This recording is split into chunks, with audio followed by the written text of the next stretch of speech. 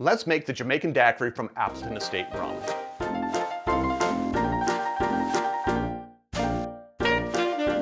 Appleton Estate Rum's Jamaican Daiquiri is a version of the classic or the improved daiquiri. I do have a video on the classic or improved daiquiri here on the channel. Link will be down below if you want to check it out. But basically what that means is there's only 3 ingredients in this drink. There's rum, there's lime juice, and there's sugar, in this case in the form of a simple syrup.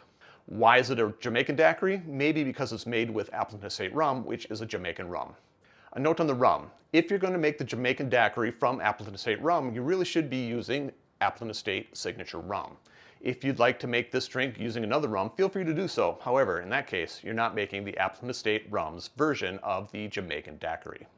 To make this drink, we're going to start with our lime juice, freshly squeezed of course, 3/4 of an ounce, 22.5 milliliters.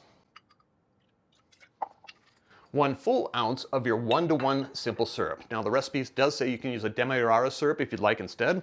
I'm using a raw cane sugar syrup, which is partway in between. 1 ounce, 30 milliliters, and it is a 1:1 syrup.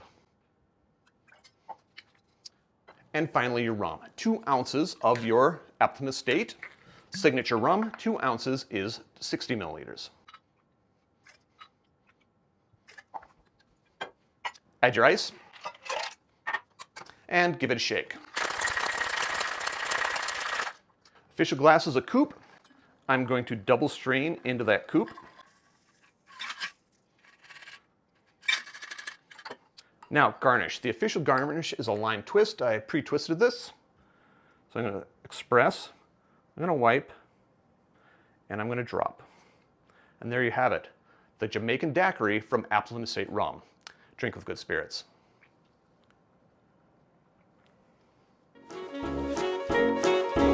Question of the day, what is your favorite version of the classic or the improved daiquiri? Let me know in the comments down below.